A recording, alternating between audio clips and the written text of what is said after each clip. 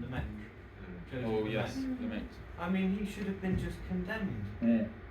He has absolutely no business inventing fantasy ideas about how a Big Bang made everything, blah blah blah blah. And it's not as though that, I mean, there is a wealth of information in the treasury of the church. Saint Basil the Great, who not only is a father of the church, he's also a doctor of the church.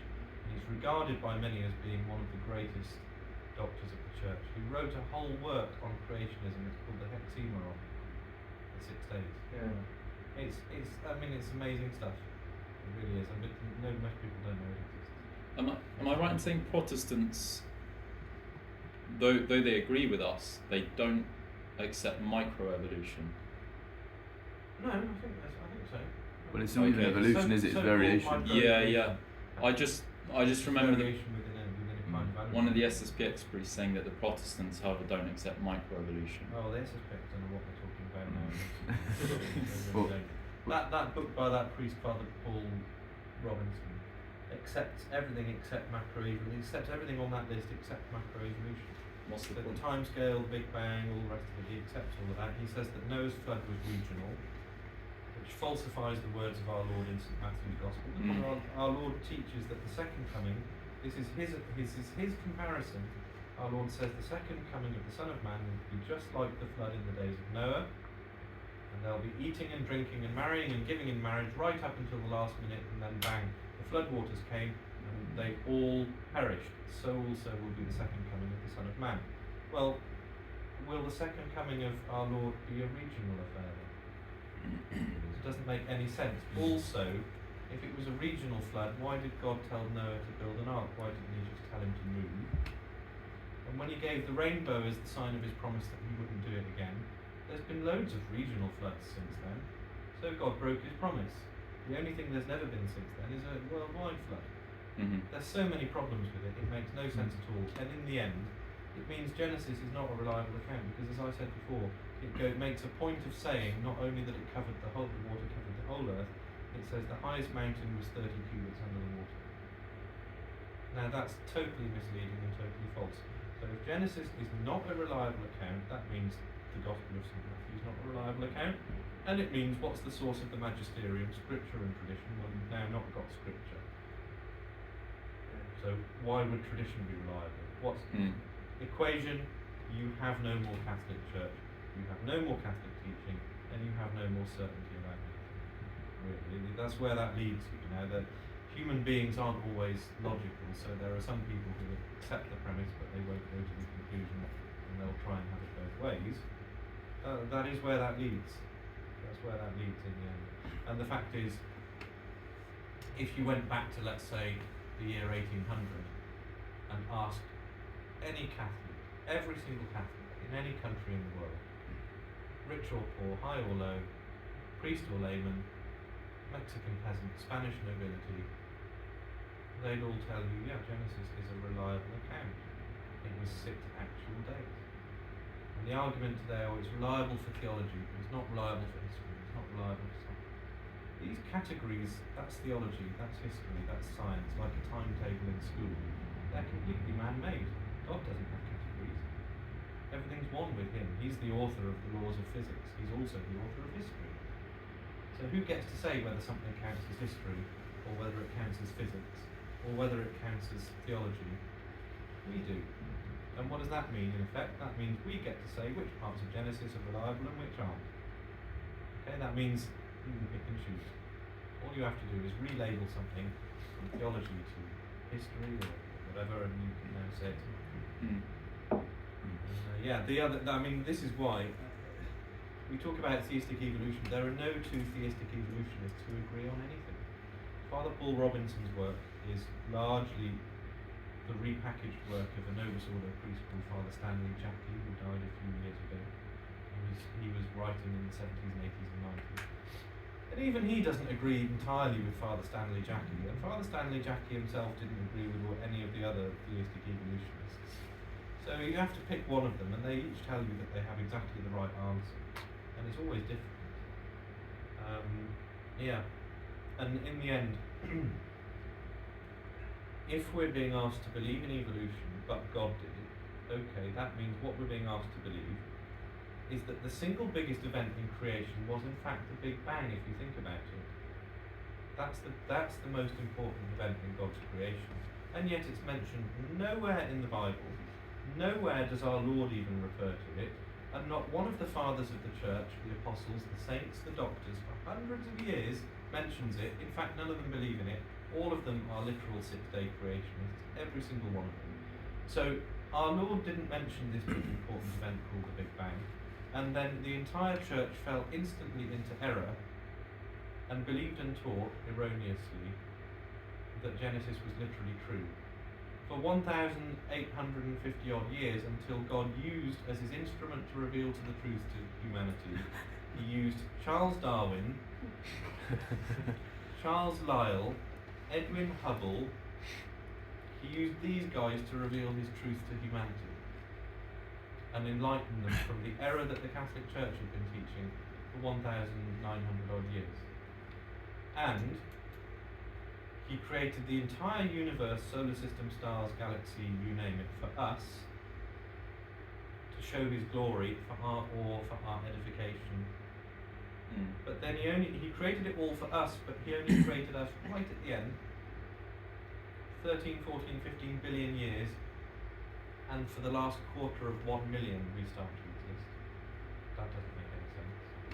And in order to create mankind, he used macroevolution, which in effect means he used disease, illness, mutation, suffering, death as his instrument to create human beings. Because survival of the fittest, notice, is a dishonest euphemism.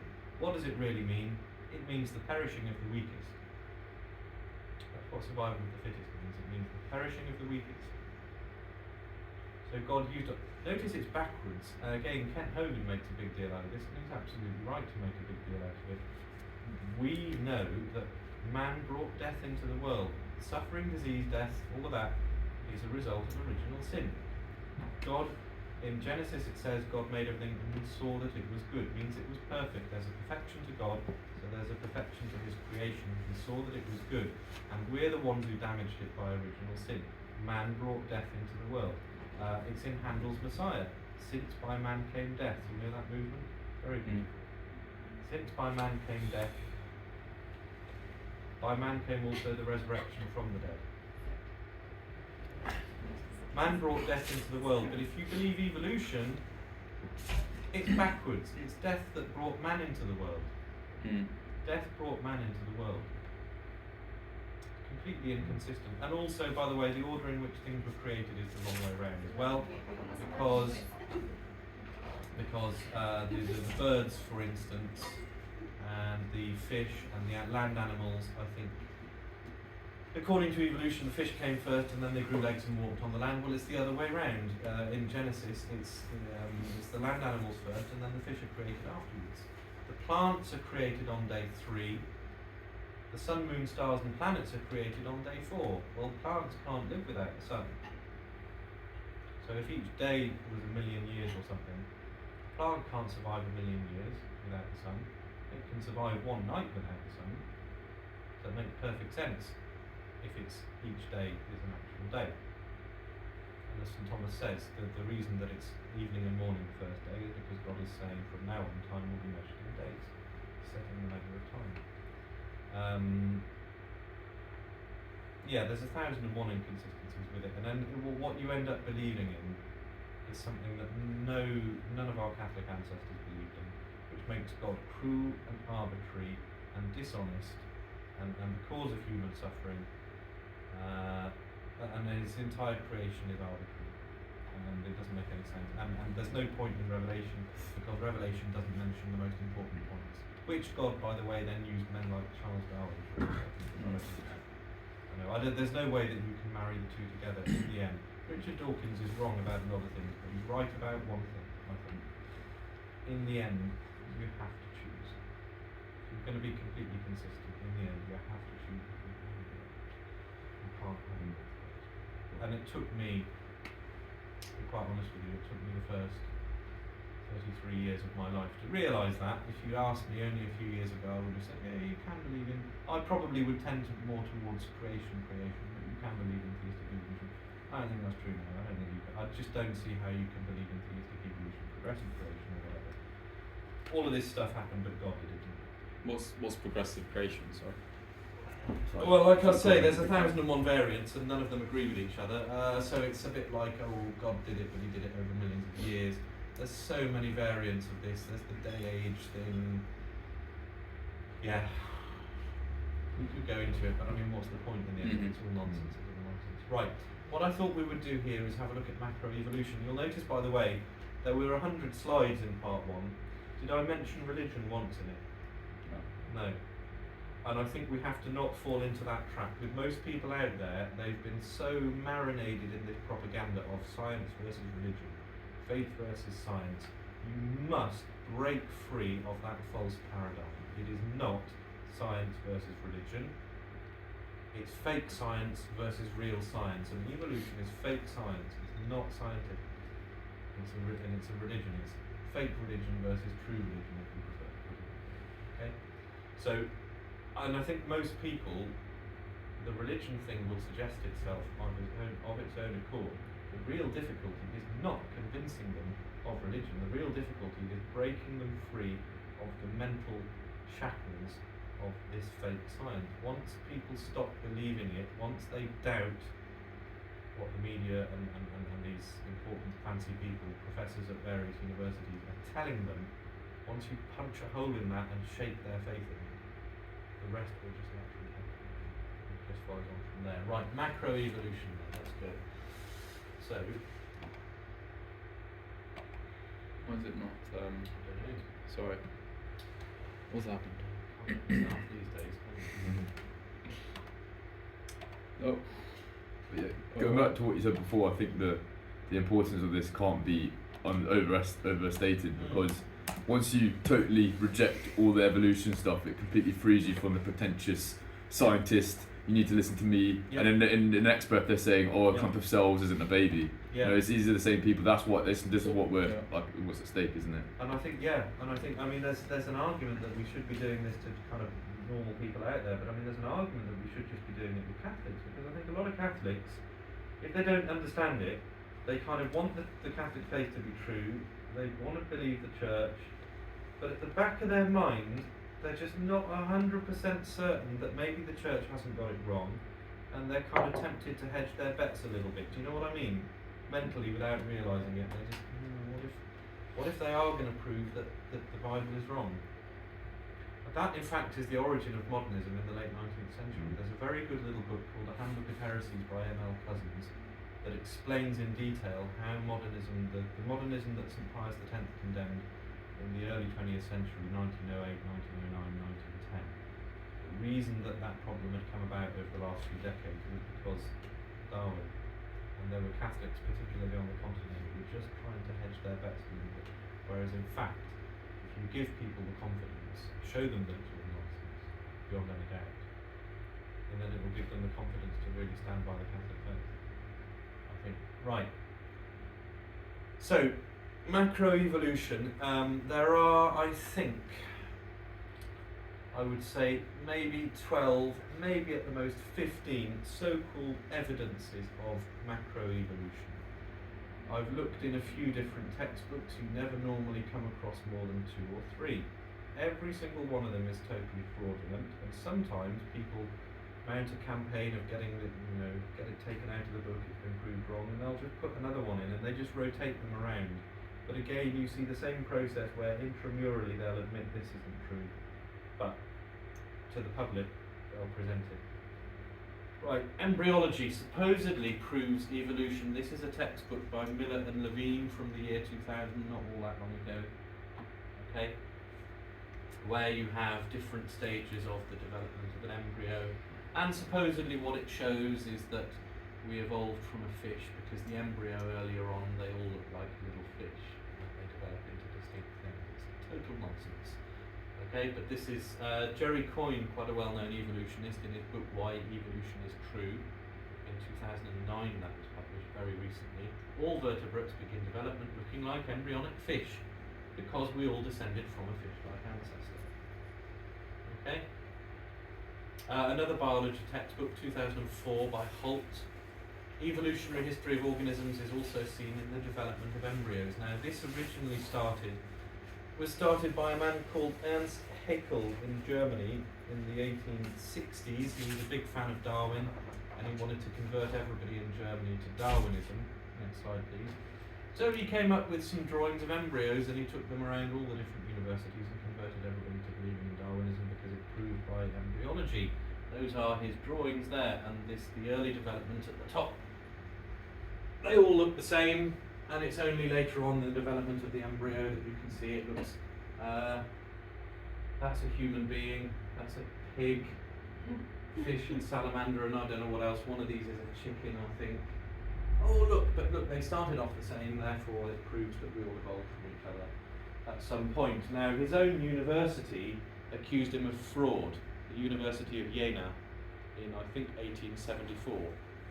So these drawings are totally fraudulent, and we've known that for at least the last, 140 years. But I just showed you on the previous slide, these are still doing the rounds as proof of evolution.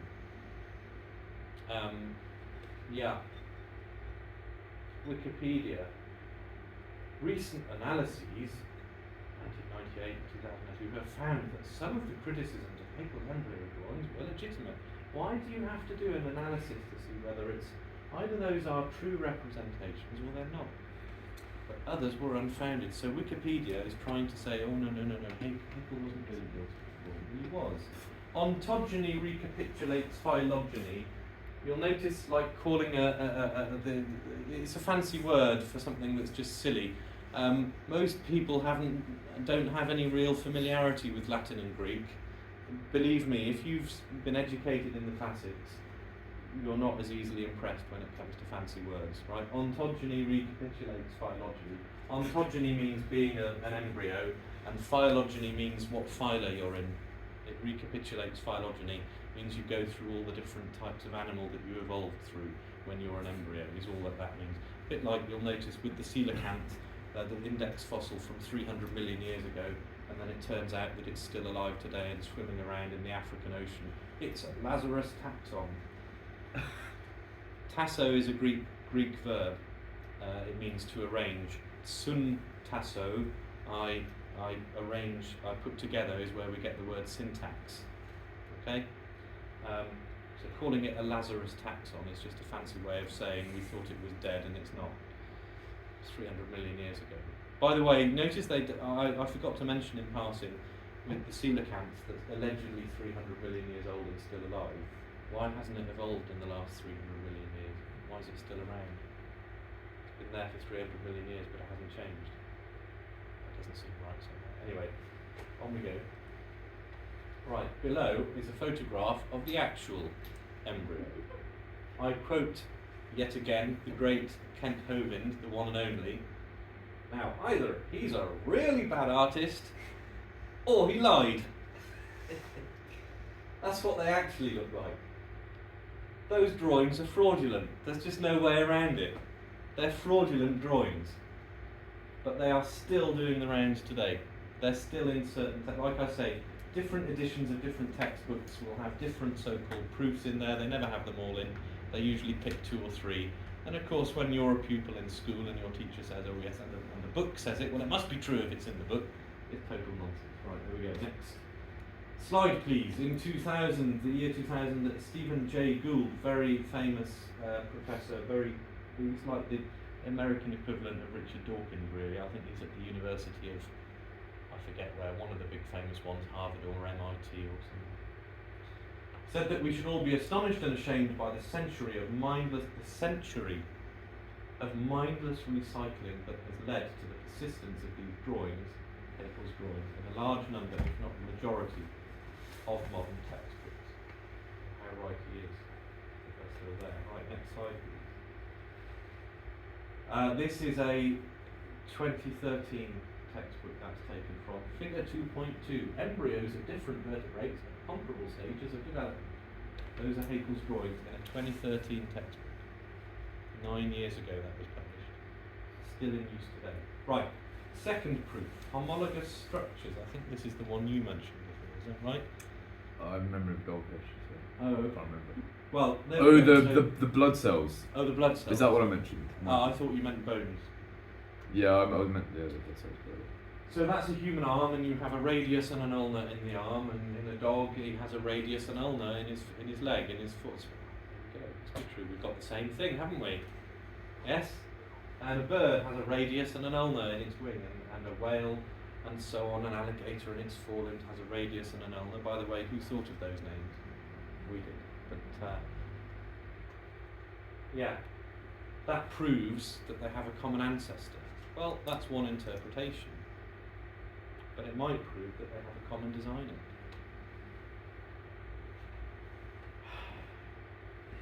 Homology was later explained by Charles Darwin's theory of evolution in 1859, but had been observed before this. The fact that your theory explains something doesn't prove that it's true. That's a logical fallacy, which I think I mention on the next slide. If I don't, I'll mention it anyway. Yeah, similar structure equals similar design, therefore it's the same designer. Cars all have 4 wheels. Does that prove that they evolved from a roller skate? The lid of a Pringles tube fits on an empty goo pot. Does that prove they both evolved from a sherbet tube? Must do. They fit together perfectly. Right, next slide please. Yes, here we go. This is the fallacy of affirming the consequent. It's a very simple logical fallacy. It's where you say, if A, then B. B, therefore A. In other words, it's backwards logic. If it's raining, the grass will be wet. That's true, right? Okay. The grass is wet, therefore it must be raining. Well, hold on a moment. Suppose someone turned the sprinklers on. So maybe there were some kids having a water fight. If it's raining, then the grass will be wet, yes. That doesn't mean if the grass is wet, it must be raining. Okay? They do this all the time. If evolution is true, we would expect to find lots of fossils. Oh, look, we do find lots of fossils, therefore evolution must be true. But what if there's another explanation? What if there were a worldwide flood? Okay, mutations. They love this. That's the famous 4-winged fruit fly. I was taught that when I did GCSE biology at school. Look at these fruit flies.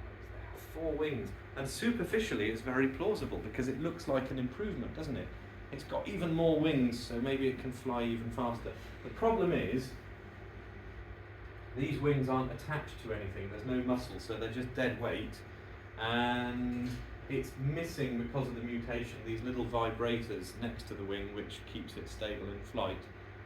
What they did is they took the embryos of the fruit flies. This has been done again and again and again over the last 50 odd years, and they zap them and nuke them and microwave them and x-ray them, and they get all kinds of mutants. Some of the flies have curled wings, some of them have no wings. Kent Hovind called it a crawl.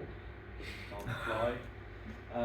You get fruit flies with 4 wings. The one thing that they have in common, other than being mutations, is they are all harmful mutations, and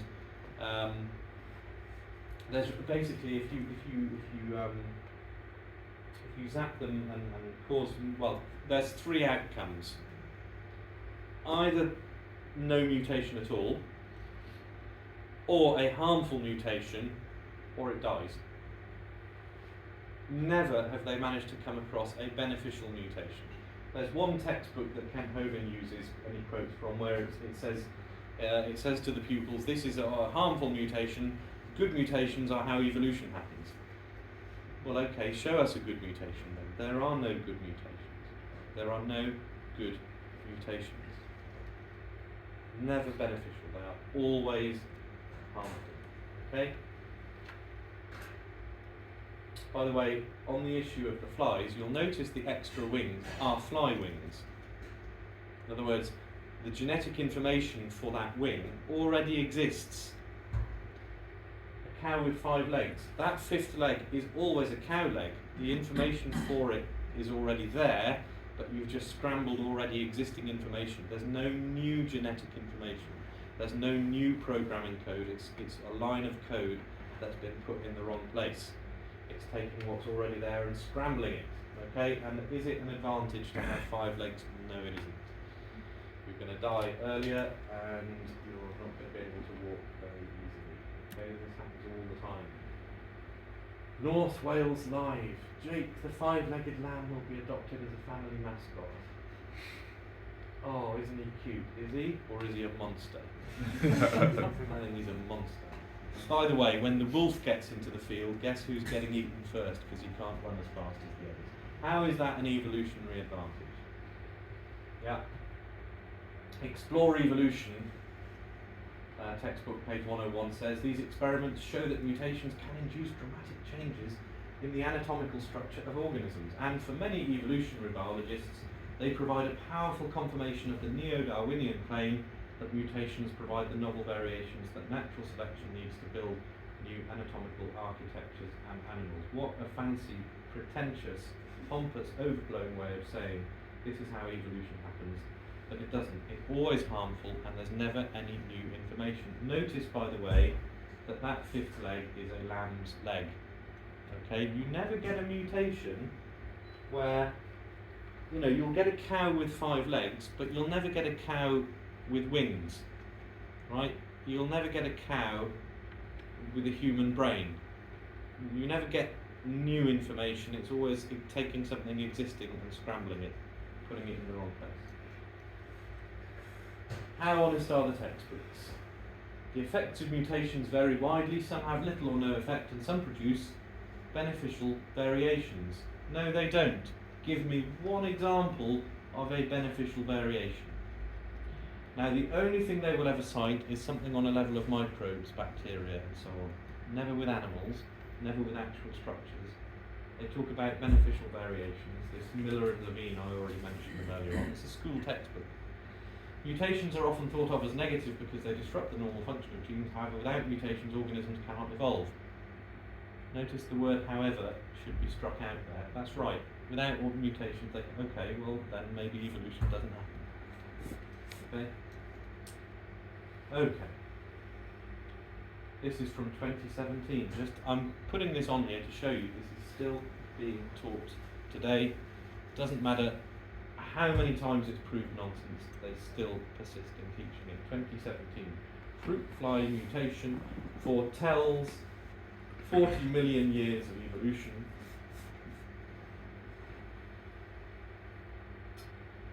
That's the focus of a new study by a Florida State University researcher who raised 200 generations of fruit flies to examine how they changed. I think the real reason that he did it is because if you were paid to raise fruit flies through your grant, I think he needs to get a real job, to be quite honest.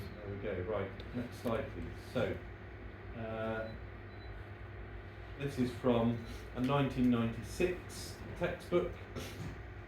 Normal fruit flies have 2 wings, this mutant has 4. This rare mutation, like most mutations, is harmful. Beneficial mutations are the raw material for natural selection. So this one is harmful. The good ones is how it works, but they don't show you an example of good. Why are you showing us an example of a bad mutation and then telling everybody the good ones is what makes it happen? Beneficial mutations would need to involve structures, not just genes. Yeah, Jonathan Wells, Icons of Evolution, that's worth watching. There's a couple of YouTube videos. Icons of Evolution is a book we published in the year 2000. He's quite a well-known, he was quite a high-up scientist. I think he was professor at the University of Berkeley, California, and then he stopped believing in evolution because it was just too much evidence. And yeah, he now says, I'm ashamed to think of what I used to teach. He published his book, Icons of Evolution, in the year 2000, and it actually did quite well. Obviously, he lost his job and his career and everything, that goes without saying. He published an updated version more recently, but you can find YouTube videos of him talking about this. Very, very interesting chap. Anyway. Alright, so number 4, they sometimes try and give you this, although less so now, but you sometimes see this is proof of evolution. We tend to refer to it as the missing link. They no longer do because they don't like it. They'll tell you off and they'll say, oh no, we mustn't say missing link. You have to say it's our common ancestor. Or they'll just talk about, well, our common ancestor. Media love that term, but that really means the missing link. Darwin, in his original book on the origin of species, says it is a truly wonderful fact that all animals and all plants throughout time and space should be related to each other. All animals and plants are related to each other, says Darwin. And then he says later on in the same book, If my theory be true, numberless intermediate varieties linking most closely all the species of the same group together must assuredly have existed, but we don't find any of them. The other thing I want you to note as we go through this is the absolute desperation that these guys have to try and find something. They're so desperate. Why? Next slide, please.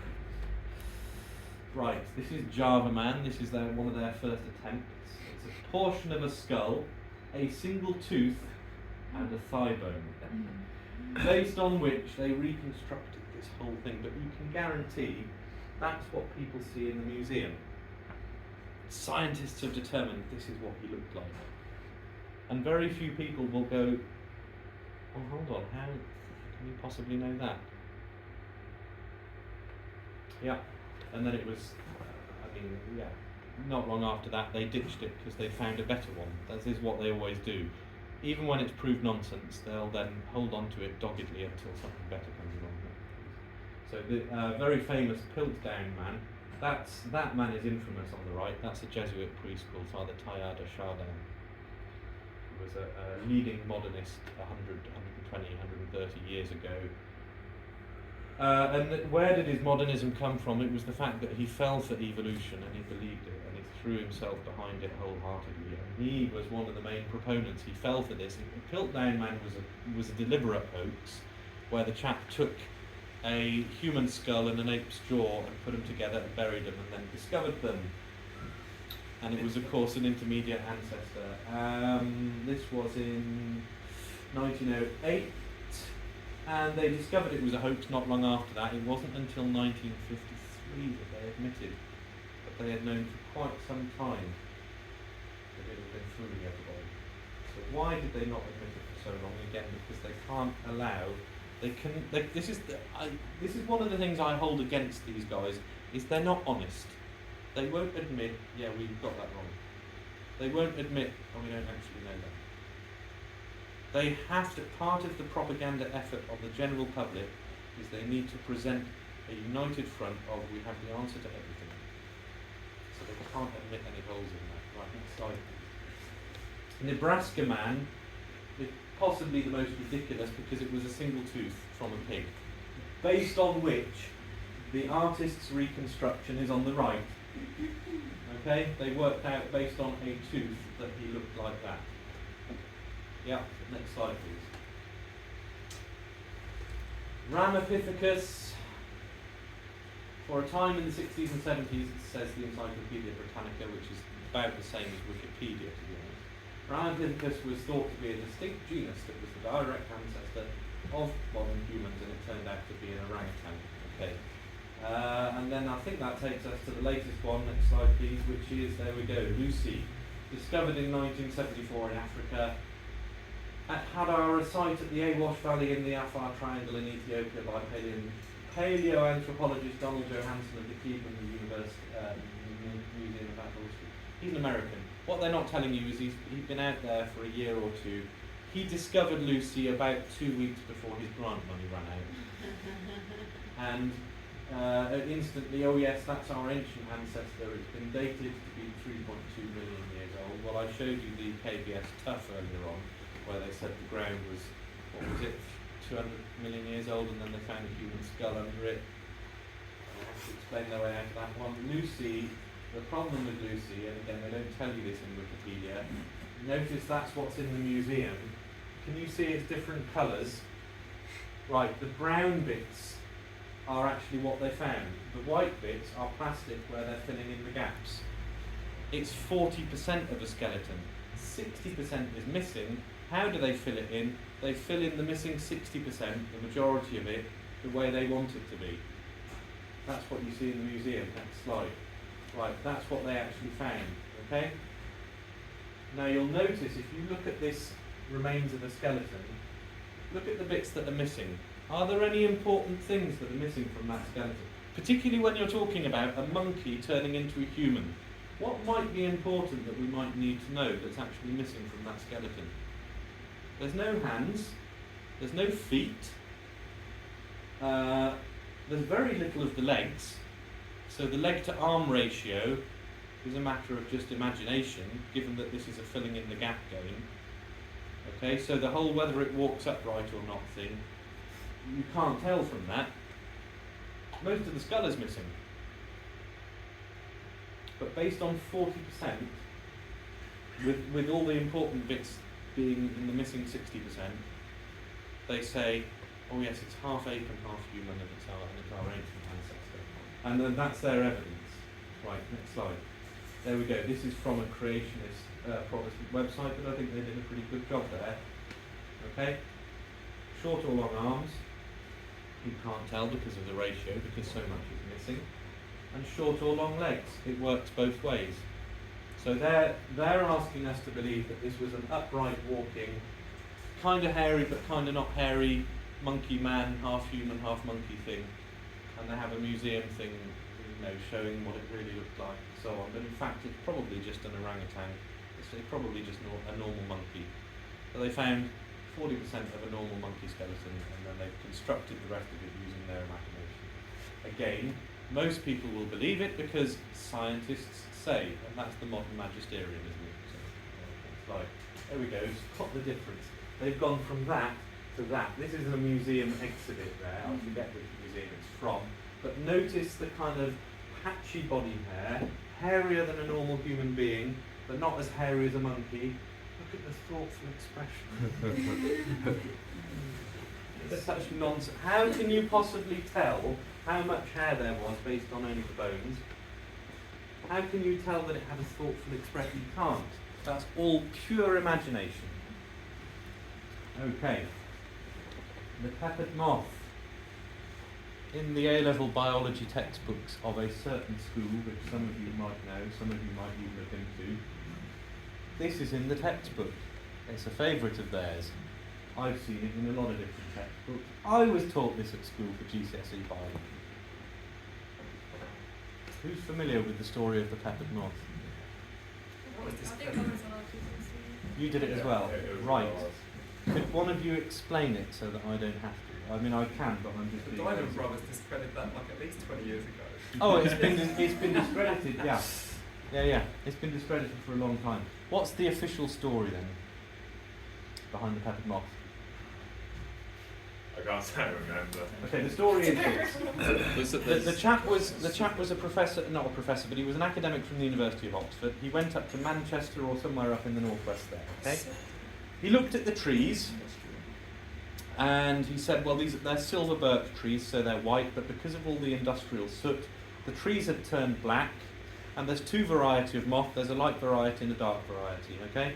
And it used to be that the light variety were the more common because the dark ones, when they landed on a silver birch tree trunk, the black moth is more easily visible, so the birds can eat it.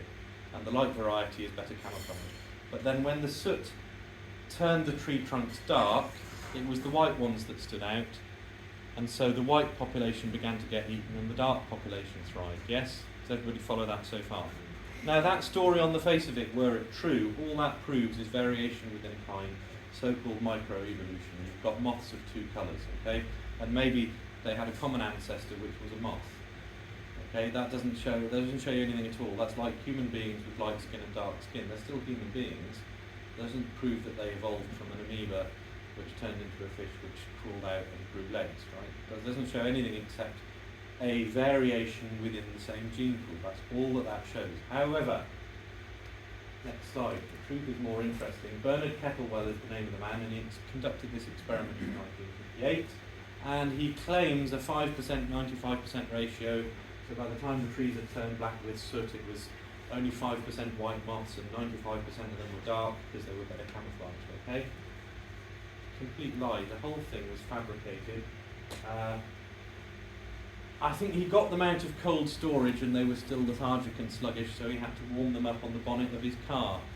And then he actually had to glue them to the tree trunk to take that picture. The picture in the textbook is a fraudulent picture. It's a picture of moths glued to the... And it's only when I discovered this I thought, actually, hold on a minute. When have you ever seen a moth? They're nocturnal, they only come out at night. If it's night time and you have the light on and the window open, the moths will fly in, right? Has anybody here actually seen a moth in the daylight? I don't think I ever have. They're nocturnal creatures. So how can you have a picture of a tree trunk with just random moths sitting on it in broad daylight? That never happens. He glued them to the tree, took the photo, and he used a grand total of 2 moths, by the way. So how do you get 95% and 5% of 2 moths? It's just lies from start to finish. This is yeah, there we go. No one's ever been able to successfully repeat the experiment, which is usually a bad sign. That means it's not really scientific. Peppered moths in the wild don't rest on tree trunks. They live at the top of trees under the leaves, obviously, because then the birds can't eat them. They're not stupid.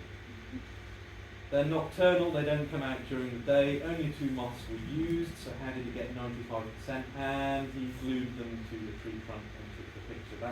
I'm not even sure that they're alive. I think they were dead and he glued them onto the tree trunk. And they're still in the textbooks today. It's been known at least for the last 40 years. Look, this is completely fraudulent. Some of these so-called proofs have only been disproven, but there are 1 or 2 of them which were fraudulent from the very beginning, and this is one that's absolutely fraudulent, and they know it. Right, the evolution of the horse. This is also in the textbooks used at a certain school that I could mention in the A-level biology textbook. It says Eohippus, but until recently it said Hyracanthium. Hyraconium. I'll come back to it in a minute. The reason that they've changed it to Eohippus is because the origin, the ancestor of the modern horse, it turned out is still alive. It's called a hyrax. It's a meat-eating animal. It's about the size of a badger or a fox, and it's still alive today. And the chap who came up with the evolution of the horse didn't find all these different bones of different animals together. He didn't find them in the same place. He didn't find them at the same time. They come from different parts of the world at different times, and he simply arranged them in order of size and said, I think that that's how it evolved. Well, I mean, that's not scientific either. That's like putting a spoon and a fork and then putting a spork in between and saying, look, the spoon evolved from the fork, right? You can arrange them in a certain order, but it doesn't prove anything. Next slide, please. So there we go, yes. Othniel Seamarsh in 1874 did this. He arranged them in order which he imagined them to have evolved. Modern horses are found in layers together with and even below the supposed ancestor of the horse. Now, footnote, those layers don't mean a thing, remember. That geological column is all nonsense. But they believe in it. So by their logic, that can't be true. Because you've got the ancestor of the horse and below it you've got the actual modern day horse. So that alone, in their eyes, should disprove it. Yeah, Hyracotherium is the ancestor. Well, they now call it Eohippus. Yeah, Mesohippus. Hippos in Greek means a horse, and meso means middle. These are all fancy names. They're just very often they're very mundane. They just mean middle horse. Yes, and equus. Well, that just means horse. Okay, next slide. There we go. This is one. There's all sorts of inconsistencies. The number of ribs. The ancient ancestor of the horse, allegedly, had 18 pairs of ribs. Then it goes down to 15 pairs of ribs. Then 19 pairs of ribs. Then back down to 18 pairs of ribs. So when it was evolving, it couldn't make up its mind how many pairs of ribs it needed, and then you get to the modern horse. Yeah, it doesn't make any sense. Next slide, please. But it's in the textbooks. I was going to, if I had a bit of time free during the school day, just go and photograph it in there. But I didn't get a chance. But it is there. That people learn that for A-level biology today. G.G. Simpson of Harvard in Life of the Past 1953, just to show you how long people have known that this isn't true, he says, the uniform continuous transformation of Hyracotherium into equus, so dear to the hearts of generations of textbook writers, never happened in nature. Wordsworth's University and Diversity of Life, 1992. Other examples, including the much repeated gradual evolution of the modern horse, have not held up under close examination. You see the same thing. These scientists will admit intramurally among each other, yeah, this is nonsense and we know it. But when it comes to writing a textbook for children in schools, that's fine, we'll still present it to them, because we've got to have some kind of evidence for evolution. Every single piece of so-called macroevolution evidence is wrong and can be easily disproved. And like I say, they normally choose 2 or 3 and they just rotate them around. Alright, next slide please. Vestigial organs. I was taught this. The appendix, you don't need it anymore. The coccyx, the tailbone. Oh, it's because we used to have a tail and then we lost it because we didn't need it. Kent Hogan says, imagine driving your car and being able to drive the car and drink a Coke and change the radio dial at the same time. Right, a tail would be quite useful. It's a joke, but it kind of has a serious point to it. Or arriving at the door with 2 bags of groceries and not being able to open it. That's the appendix. I was taught in school, not all that long ago, that the appendix has no useful function. And it turns out it does, but there we go. So this is the University of Berkeley website today, says this. All life bears the scars of its history, including humans. Our awkward wisdom teeth and appendix are simply historical holdovers that evolution has not managed to rid us of. It turns out that's totally untrue. Next slide. The human appendix may be considered as a vestigial organ, as it has been proved that the removal of the organ after infancy does not create any harm. Notice the logical fallacy. You can have it removed and still live, therefore it's no use to you. Well, you can live without both your eyes, you can live without both your ears, you can live without all of your teeth. Does that mean that teeth are no use to you? You can live without both your arms and both your legs. The fact that something is not essential doesn't mean it serves no purpose. Next slide. Right. Wikipedia, astonishingly, and this amazed me, they actually admit that this has been proved wrong. The appendix was once considered a vestigial organ, but this view has changed since the early 2000s.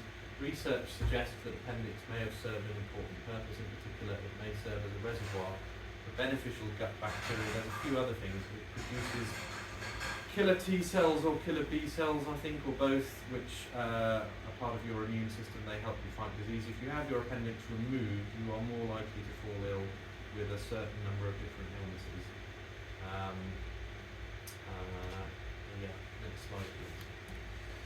Okay, Encyclopedia Britannica can't make their minds up, so they say here, the appendix, formerly vermiform appendix, by the way, again, fancy Latin word, vermiform literally means it looks like a worm. That's all that means. Is a vestigial hollow tube. It's not clear whether it serves any useful purpose in humans, but then they go on and spend ages talking about all the useful purposes that it probably serves. And then they conclude with, there is general agreement among scientists that the appendix is gradually disappearing from the human species over evolutionary time. That makes no sense. So it's a useless vestigial organ, serves no clear purpose, except we think that it probably serves this purpose and that purpose and that purpose. But other than that, it's a vestigial organ and we're losing it over time. Slide. There we go. This is Time magazine, their website. Your appendix may not be useless after all. That's from 2017, 5 years ago. Next slide.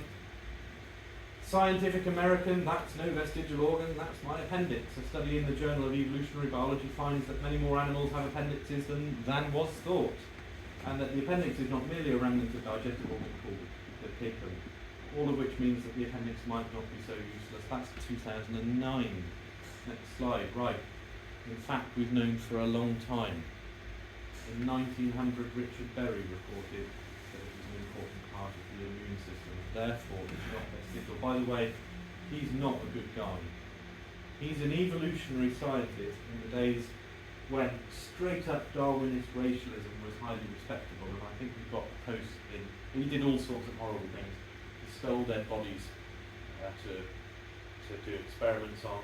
He got a post in Australia, and then he basically treated the Aboriginals as though they were animals and not really human beings, and did all sorts of horrible things to them as well. Not a nice guy, but anyway.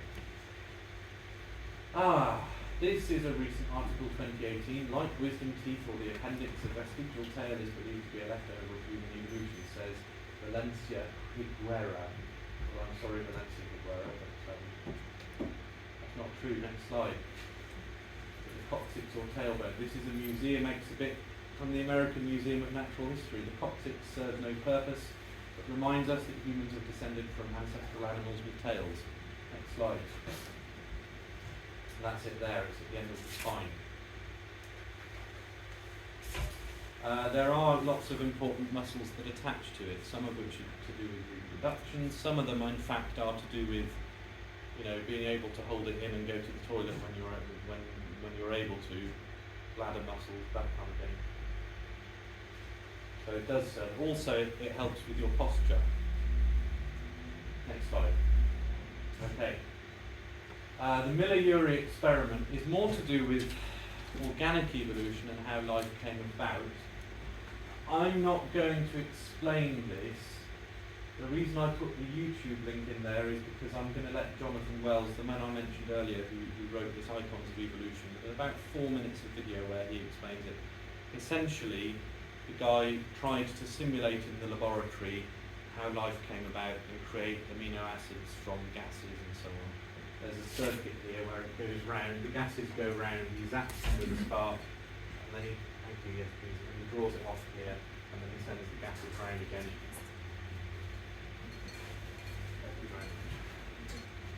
Right, should we open the YouTube link? Is that Just,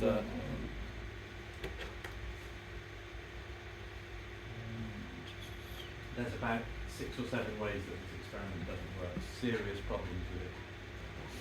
you just put the Wi-Fi on, so Oh, is it not on?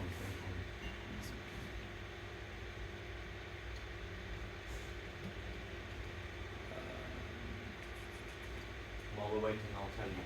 First of all, the gases are the wrong gases. So he has ammonia, 1 or 2 other bits in there. He doesn't have oxygen because whatever is created as a result would oxidize.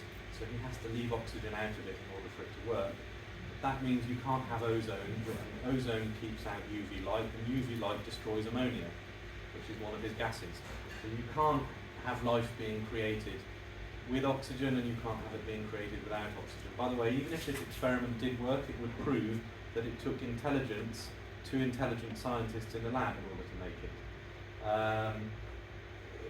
He has to draw it off because if he sent the resultant product around a second time, the second spark would destroy what had been created. So that's cheating. If it happened in the ocean in a prebiotic soup, you'd have Brownian motion, which means you wouldn't get that they'd be bouncing away from each other all the time. So that wouldn't work.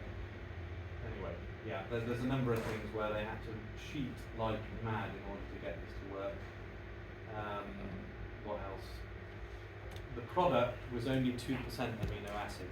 Most of it, about 88%, was tar, 10% carboxylic acid, totally toxic in other words. And even the amino acids weren't the right sort, and half of them were left-handed and half of them were right-handed, which won't work either for forming protein. So, yeah. being retarded. Oh, I've had the same Click the problem link with these there. before. Yeah. There's sometimes it just doesn't play videos. It might be the HDMI cable settings or not. Oh, I'll try copy and pasting it, sorry. Yeah, I've been trolled like this before. It's the same thing why the screen isn't the same on the laptop as on there. Let's try copying the link. Do we have speakers? You will just have to turn the sound up on. Yeah. Oh right, it has opened, it's just not How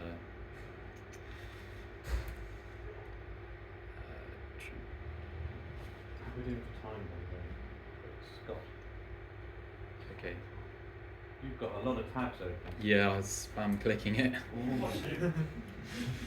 You're trying to convince MI5 that you're really annoying me.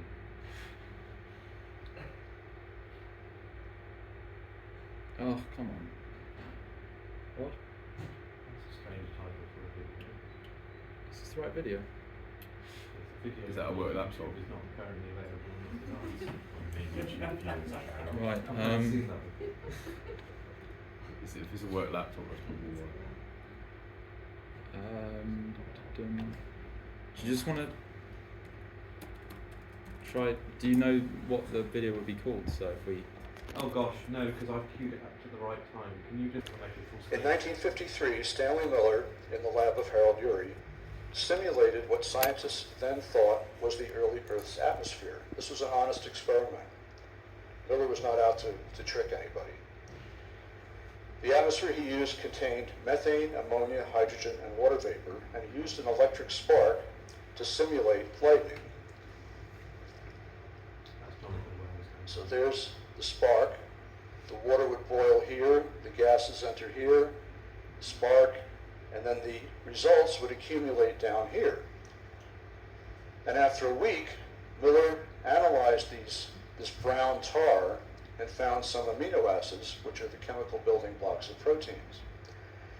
And this was widely touted as a step in explaining the first step in the origin of life. This showed how the building blocks of life formed on the early Earth. That's the way it was advertised.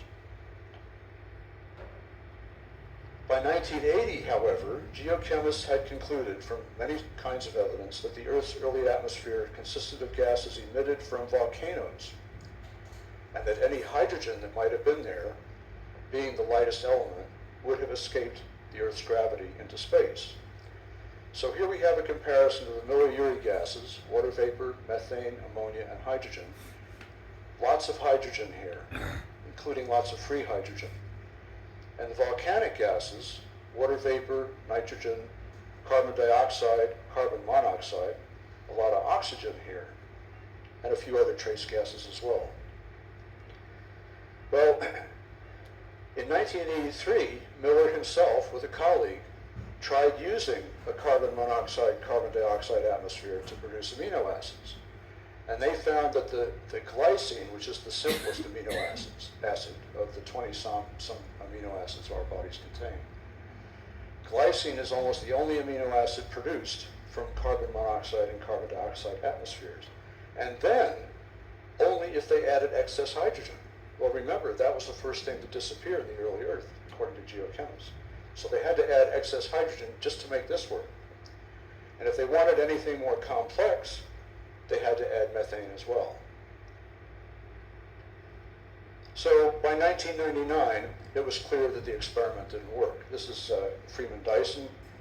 Miller's experiment was supposed to be a true simulation of prebiotic, that is, pre-life chemistry on the primitive Earth. But now nobody believes this anymore, except the biology textbooks, which all used to persuade students that life had a materialistic origin. So they were still being used in 2000. Now it's 2017, and it's still there. Here are three widely used textbooks: Kenneth Miller and Joseph Levine, Scott Freeman's Biological Science, Mater's Biology. All of them use the Miller-Urey experiment to convince students that scientists have explained the first step in the materialistic origin of life. No good? Yeah, that's it. All right, let's go back to the thing. There is another bit of video in a moment that I want to show everybody, so we may have to do that again. All right, so I mean that's not macroevolution strictly speaking, that's more organic evolution, but that is in a lot of the textbooks as you've seen there, and it's a big problem. It doesn't work. They're not telling you that. Anyway, okay, let's go on. Yeah, like I say, mostly tar, 10% carboxylic acid, and only 2% amino acids. No oxygen was allowed into the mix, but that's that's part of the atmosphere, right? It's oxygen. You can't keep oxygen out of it. That's cheating. The mixture had to be drawn off, so that when the gases went round again and got hit by another spark, it wouldn't destroy what had been created. So that's cheating. The amino acids that were created, those 2%, were left-handed and right-handed, which means they won't fold into a protein. There's no Brownian motion. Oh yeah, and a spark. Okay, so what's that simulating? Presumably the ocean, but then really you're saying that lightning actually hit that exact spot. I mean, what are the odds? Okay, well, so, and then every time they try and repeat it, there's even more things wrong with it that mean that it doesn't work. Okay, next slide. So there we go. Right, on the point of amino acids and proteins then, this is just too good not to watch it.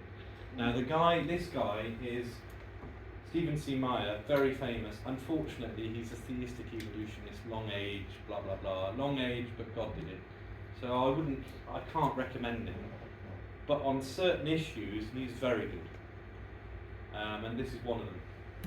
We've noted that. It's the whole video, which is about 7 minutes long. It's worth watching the whole thing. So the point is, even if you could get an amino acid, what would it take to turn that into a protein completely by chance? Okay. Before using the uplearner, I will stop on C's and all. The building blocks of the proteins, right?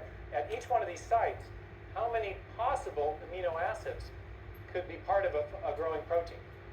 You know this from the biology, that there are 20 possible protein-forming amino acids, okay? So you've got a 1 in 20 chance at each site. So to get at two sites, how many possible combinations do you have?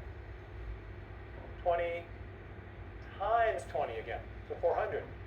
If then you go to 3 sites, how many possible combinations? 20 times 20, 400 times 20 again, 8,000. Very good and quick. Okay. Now 8,000 times 20 again, 160,000, and we're only to 4. Okay. So there's a vast number of possibilities. You've got a 1 in 20 times 1 in 20 times 1 in 20 times 1 in 20, going out however many sites you have for amino acids. So in a chain of amino acids that's just 10 sites long, you're already to 20 to the 10 possible combinations. That's 10 trillion possibilities. But most proteins, even modest, like shortest proteins, are 100 to 150 amino acids. The average length proteins may be 300 to 400 amino acids. Can you see what's going to happen to these exponential numbers as far as the number of possible ways of combining the amino acids? Let's take a protein of 150 amino acids in length. That's a very modest, not real big one, okay? So we'll do that same calculation. We've got 150 sites with 20 possibilities at each site, 20 to the what power? 150th power. Convert that to base 10, that's 10 to the 195th power. We can't even begin to grasp how many combinations that is. Do you know there's only 10 to the 80th elementary particles, protons, neutrons, electrons, in the whole observable universe? You're getting some idea of the scope of these numbers. Now, we know that not every single amino acid combination is functional, but we also know that many of them are. So there's a big question if you're just kind of trying to assess how likely is it that we'd find a protein by chance with all the amino acids in that prebiotic soup interacting with each other for, say, billions of years. Now, give it a lot of time. How likely is it that we'd ever get a protein to arise by chance? Well, imagine you're looking for red marbles in a jar of blue marbles. Well, to know the odds of finding a red marble, you want to know something about the ratio. Is it 1 out of 1,000, or is it 500 out of 1,000? Makes a difference, doesn't it? So I have a colleague who's been interested in the whole question of whether or not life could arise by chance for a long time. His name is Doug Axe. He's a molecular biologist. He did his PhD at Caltech. He worked for 14 years at Cambridge University, and he wanted to find out how common or how rare are the functional sequences of amino acids among the big space of all the possible amino acids there are. And he chose to work on a protein of about 150 amino acids to start to get an answer to this question. Now, what he did is he found that there were indeed many combinations that produced functional proteins. But he also found out that the ratio was very, very small. Essentially what he was asking was this: for every protein that forms a function, how many combinations of amino acids are there? You kind of get the idea? He's trying to get that marbles to marbles ratio. You know, this is like the red marbles we want and the blue ones that we don't, okay? And he came up with a really amazing number. And it's 10 to the 74 power. Now that seems a little less scary because we just looked at this great big number, but this is still an enormously small probability. In other words, if you think of all the amino acids that there could be as a big haystack, and you start searching around for the functional ones, the ratio of functional ones to non-functional ones is like 1 to 10 to the 74. That's the ratio.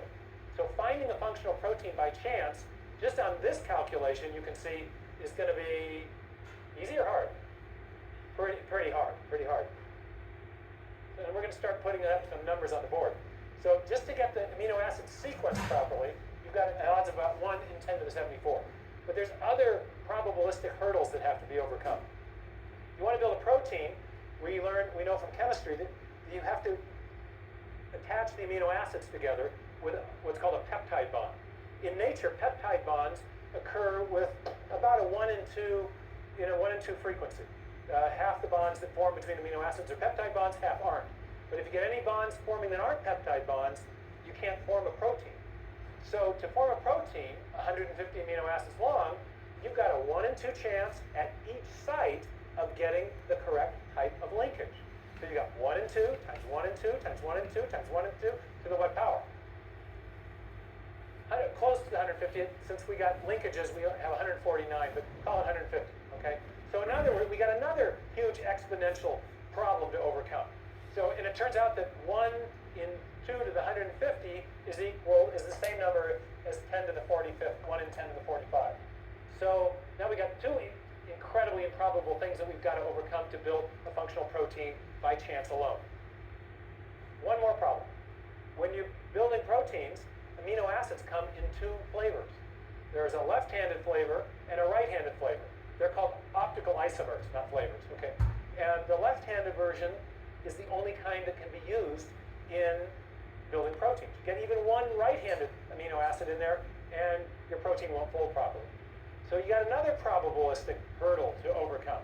So you've got a 1 in 2 chance at each side again, out to the 150th power.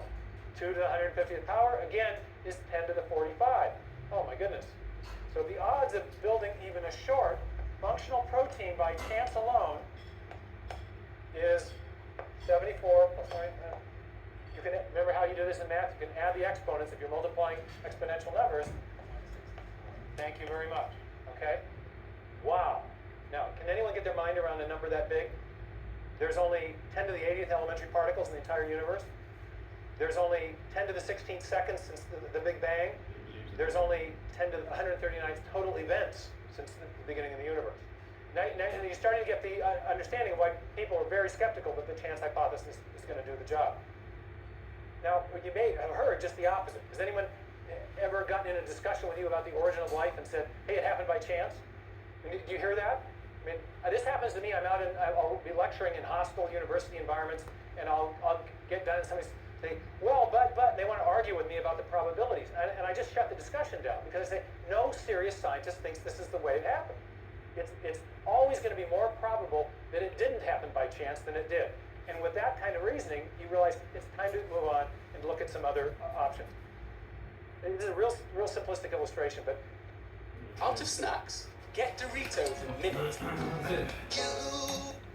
You notice, yeah, he believes in the Big Bang and all that, but even just that one issue, I think is explained fairly well. Amino acid, turning it into a protein, the probability is just ridiculous. The other thing about the Miller-Urey experiment is they say it created amino acids. They say this is the building blocks of life. Yeah, that's the raw material. Yes. The important point about DNA is it is code. It's information, which is also interesting because what is information? Information presupposes intelligence, or it's not information. If you're an astronomer looking out into deep space and you've got a radio signal and it turned out there was a pattern in it and you managed to decode it and it actually meant something, you'd conclude that there was intelligent life out there. Because you'd say, well, it wouldn't be information unless there was an intelligence that put that information into the pattern, right? Well, it's the same thing with DNA, but instead of the end of a telescope, it's at the end of a microscope, and we say, oh no, it happened by chance. Even if you could get amino acids to form, and enough amino acids to form into proteins and overcome Stephen C. Meyer's 1 in 10 to the power of 164 probability, you have the raw material. That's the equivalent of saying that's how you get ink and paper. A book is made of ink and paper, but ink and paper alone don't make a book. It has to be, the ink has to be arranged on the page in a certain way that it actually means something. That's the other problem. All right, next slide. Oh, That's it. is that it? Yeah. Great Scott. There we are. I think that's how far I got before I ran out of time. Yeah. So there are other evidences of evolution. There's other stuff in the textbooks we could talk about, but I think that's enough to be going on. So part one then, I think there's no doubt at all that the Earth is not old; it's young. Okay, it's a few thousand years. Macroevolution can't happen. I mean, it can't happen for philosophical reasons in any case. Things can't create themselves any more than a woman can give birth to herself. There has to be a distinction between creator and creature, or it doesn't make any sense, does it? I think, having not addressed the issue of religion apart from just briefly there, I think that probably is the thing that needs rounding off, is to just think through the implications of that, because what's really being proposed to us is a materialist worldview, and that's why that's why they're so fond of evolution, because it really is the kernel of atheism, communism, materialism, you name it.